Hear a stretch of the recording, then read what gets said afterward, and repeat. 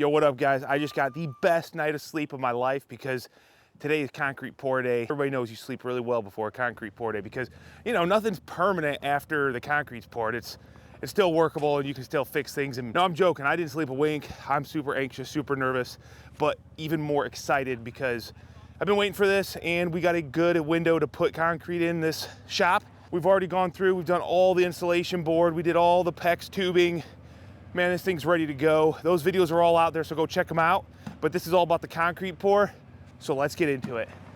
So before we finished up last night, we laid all the mesh. They got their bulkheads in, which are these 2x, and that's where they're gonna strike off their concrete and do it in these like sections and come this way. That way they can keep it nice and flat.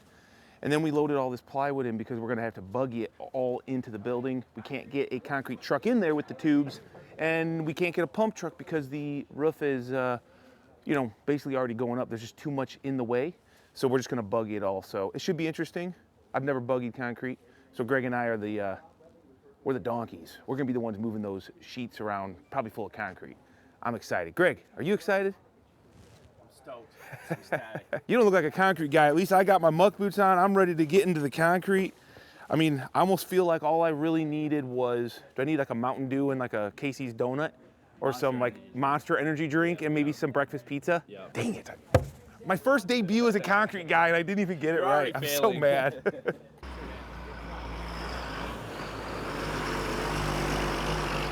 Dude, I'm not even the one pouring, and I just got a little bit nervous. Like a little bit, like, I know you don't give a crap. You don't get worked up over nothing. but I personally am a little bit.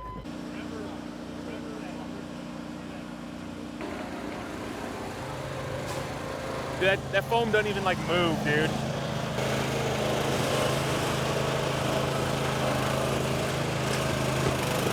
Dude, I don't even need the. Probably don't even need the plywood.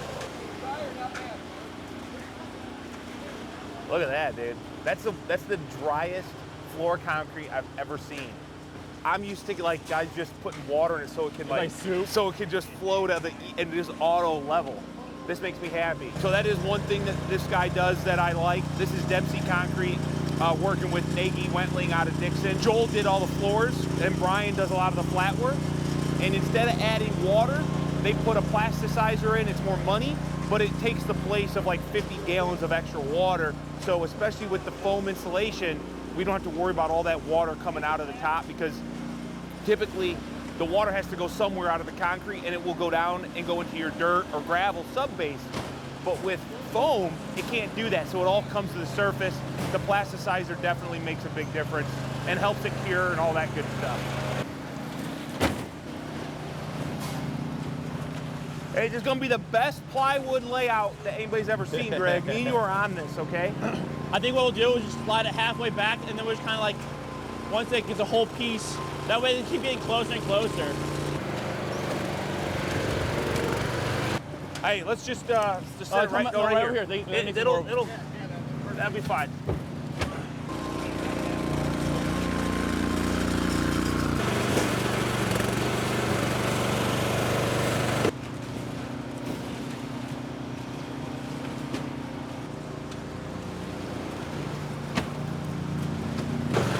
You just tell me where you want it dumped, dude, and we'll slide her in there for you. Probably over here? Right there. Yeah, okay. Bring it back a little bit. There you go.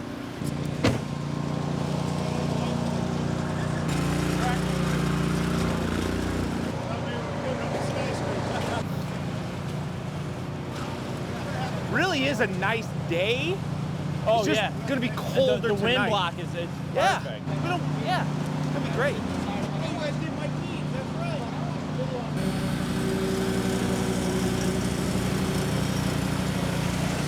All right, well, that was my like 10 seconds of fame, dude. We just had to get all the crete around the radiant tubes. I could see they were struggling, and I was like, dude, let me just go grab my vibrator. I keep it in my truck just in case.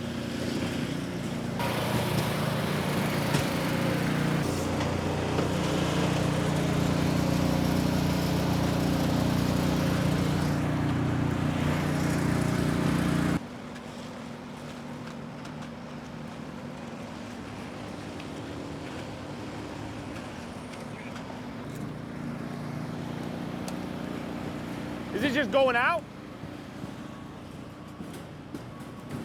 So Brian is the main guy in charge here, and he's gone ahead and put these little orange dots on the ground, expecting a concrete truck's worth of material to be dropped and make it to certain points in this floor.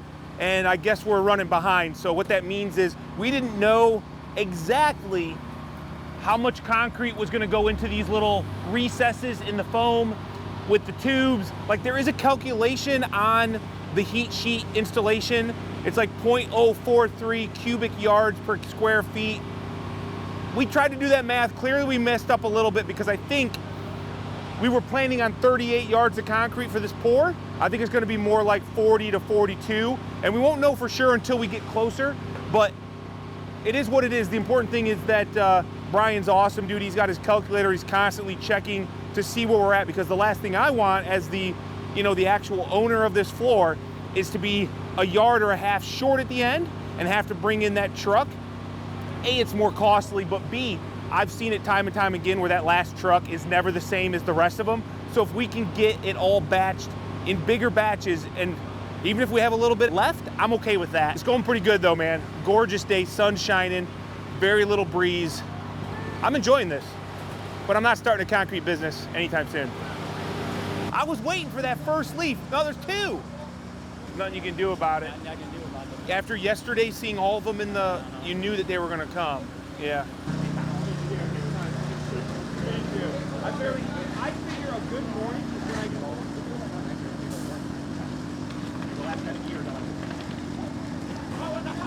Probably what it is. And And it worked. really?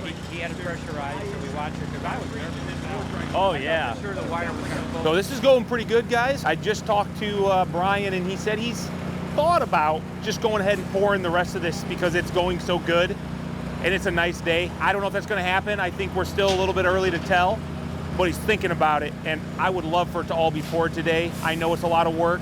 I don't mind being out here, but it's mine, so I understand that. I don't want nobody spending their Friday till 6, 7 o'clock in the dark here.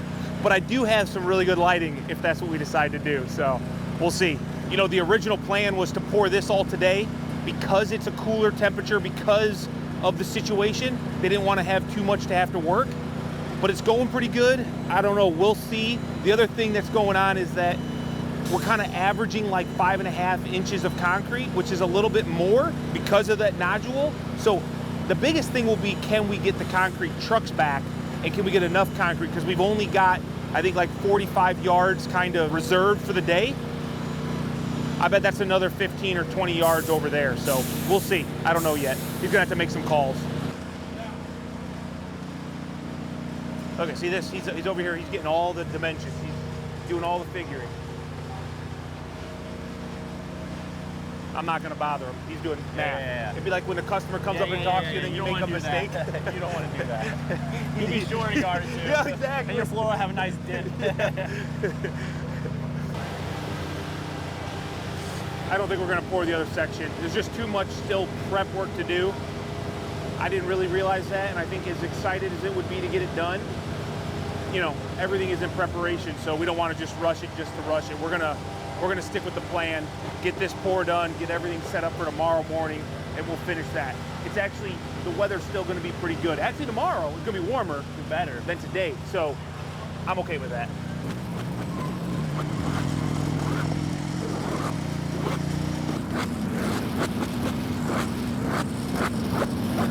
So if you guys go check out Facebook Marketplace, there's gonna be some OSB for sale.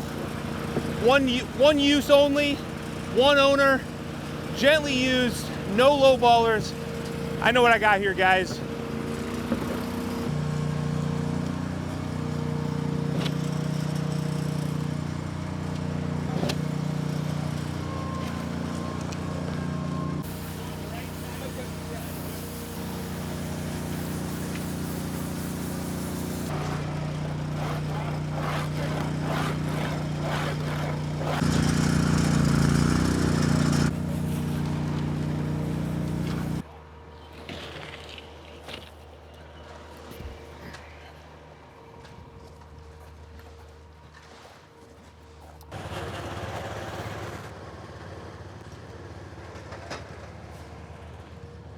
about 9:30?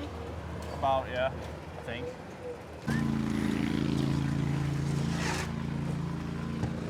And so we finally made it to where we don't need these buggies anymore. We got one more truck to balance, which I think we ended up going about 5 yards over the anticipated amount. 3 to 5. I think we figured 40, 42. We're gonna go to 45, but we'll be able to hit that all right here. So now we're gonna get this bulkhead in, and this is something that I specifically am always like, dude, if you're doing a concrete floor and you're putting a door in, a garage door, this is a necessity. And it'll make more sense later, but basically this is a built-in trough so that when your garage door sets down, it kind of is slightly lower than your floor. No water will go in with wind-driven rain and then get all over your floor. I've seen it a million times. Concrete guys always say, we'll just slope it, you know, away and then the water will run off. Doesn't happen. This is the only way I've seen for this to work, unless you do one of those like door seal things on the ground, and that's dumb. Do it now. Takes a little bit extra time, but it's worth it.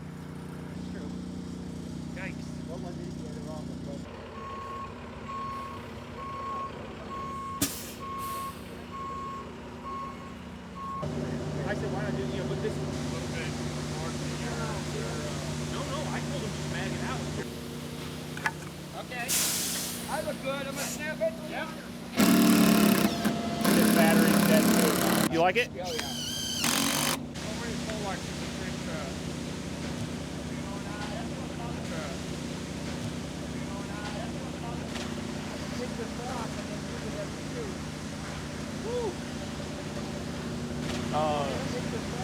Young guy, very good.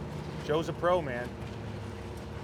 Joel's been doing it. I mean, you know, just like, it's like that's a perfect pullback. He's done it a couple times. Yeah. I wonder how many square feet of floor he's put down now.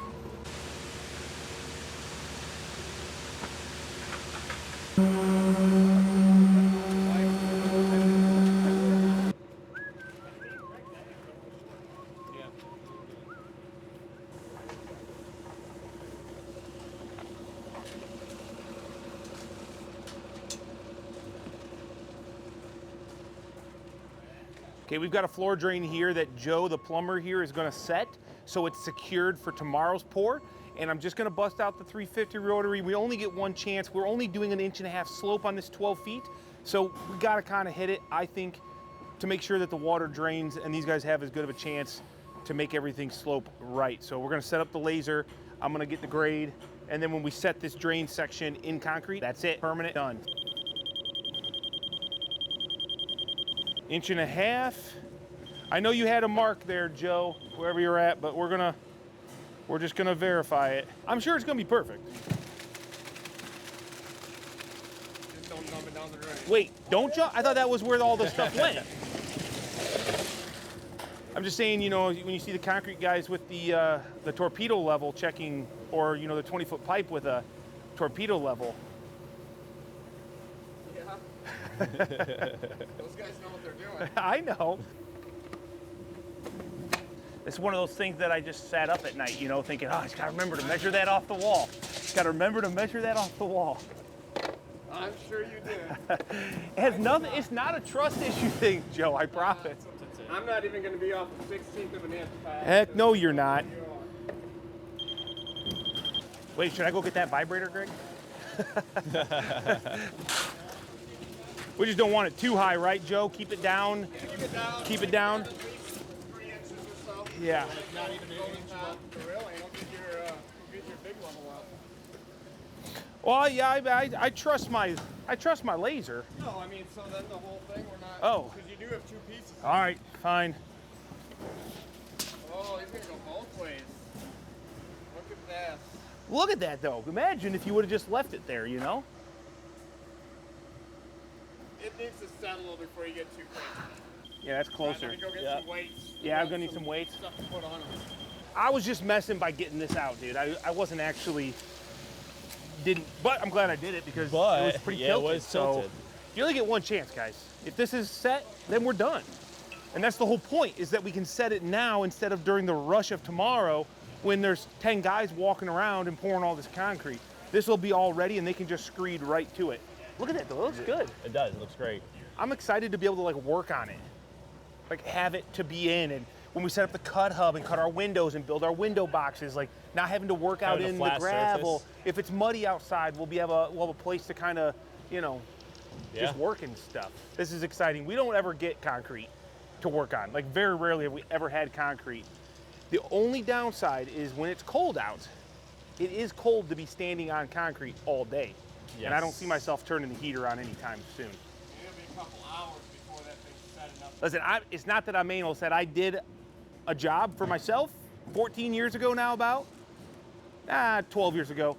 And every time I pulled into that door, the darn drain was not straight. And I could see it, and the cut line for the joint relief control cut was off. So it just bothered the heck out of me. This is the main door. I'm gonna pull in, and I want that drain to be lined up with a joint and to be straight. It would bother the crap out of me. It bothered the crap out of me, Joe. You know, we're not too different, you and I, Joe. We've got a lot of the same life experiences that have led us to this point. You're just a lot older than me.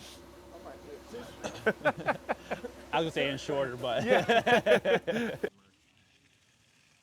good question.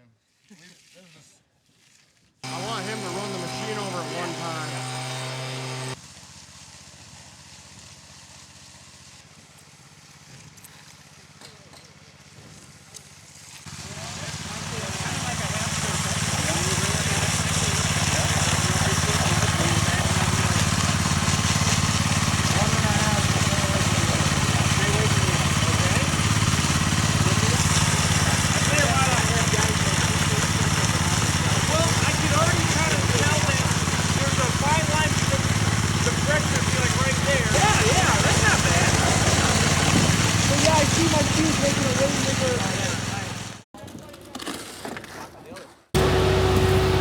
All right, look at this. This is kind of cool for the pour against the cold joint. We got some soffit fascia. So we've just got a piece of like 8-inch aluminum fascia so they can screed on top of that, get real nice and tight without making it a mess. We got everybody here. We got the first truck for the second pour, the final pour. We got the drain nice and set. Did that the other day. So that's rock solid. It's not gonna move during the pour. And we're gonna try to shoot this. We're gonna get that tag truck back, and then we should get into this extended chute to get all the way back.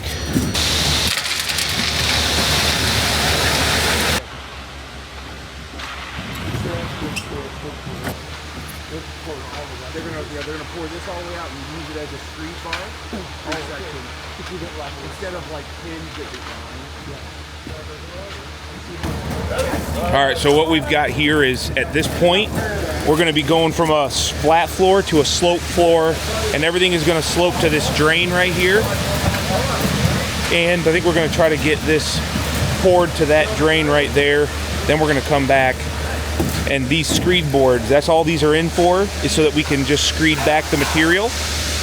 They'll pull that, and then they'll work on this backside here. Look at this. This is a gorgeous view here.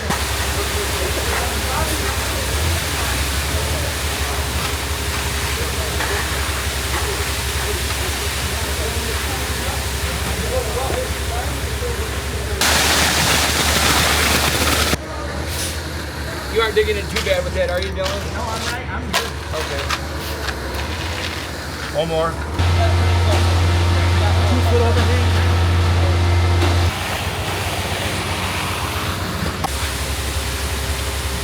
usually when I run this shoot.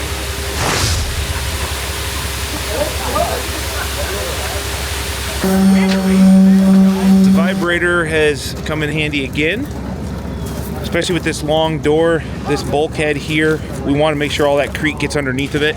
And then just to be safe, we set the laser up so we can just double check this as we go to make sure that this is good and straight level across. Obviously with the garage door needing to be sat down right there, you want that as level as possible, but also we want a nice little slope away from there. So with the tray, the water can't drive in to the building. It can only hit the lip on the door, which is just a great way to do it. And then it's gonna fall right back out with a slight slope, which we did set with the shims in our bulkhead. So right there, we've got the 1/4-inch shim. So this out here is gonna be shot the same as this, which means we'll have a 3/4-inch lip right here because this is a 1x, and then this has a 1/4-inch slope. thanks to that shim. So hopefully that shows up there. You can see that. I think it's a good way to do it. We're getting this poured. About got her all laid out.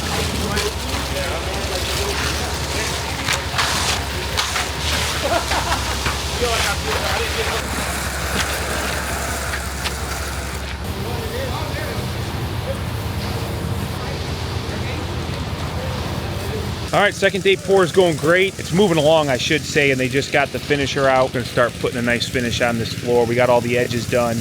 I even been working on my own little pad here where I'm gonna be, I figured I'll use it as like a stoop. Had a little bit extra concrete in the truck. No sense in sending it back. It was all paid for. So I'm making this little, I don't know, 4x6 little stoop pad that I can move around to like a doorway. Nice place to knock the boots clean before I come in the door of the building over on this backside. And at the end of the day, I could also use it as like a an air conditioning pad outside when I put my mini splits in for the condenser units. I figured why not? Might as well, got the concrete. And I get to practice my finishing skills. Of course, just as the finisher comes out, leaves just started falling. Thankfully, obviously, this side is all already done, and this is a pretty small, manageable area over here that we're doing. But we're just gonna have to pay attention. Another thing we did was went ahead and got all of our marks down for the cut lines. So we'll get this all cut today as well. What we've got here is basically, we're just gonna follow the post spacing because that's the easiest, 8-foot spacing. And then on the end, we're gonna go ahead and do the 7'6" spacing. The one thing I failed to think about was that drain location in relation to the cut lines. I wish I would have thought a little bit more about that. So right now, we've got this cut line right here, lines up with this post, but you'll notice the drain is just to the back side of the post. And then on this side, it doesn't quite reach the post. So what we're gonna do is we're gonna take this cut line all the way to here, and then we're gonna do an angled cut to the corner of this drain. Otherwise, it'll crack right there on the corner of the drain. And we'll do the same here. So no big deal, it'll be fine. That look good to you? That looks good to me. Yeah, nice. Do you want to hit that middle again? Yeah. Okay. How about you? Did you get home at a decent hour? All right, we got all the snap lines down on this second pour. We're gonna get it cut. And, you know, like I said before, I wish I would have thought about this drain location a little more. Obviously, we wanted it centered in the bay, but I didn't think about the fact that it wasn't necessarily on a cut line, which I don't think it really matters. I really don't. By the time it's all done, I'll caulk these joints. You'll never even see them. The important thing is we need to make sure that we come off these corners because that's where it will crack.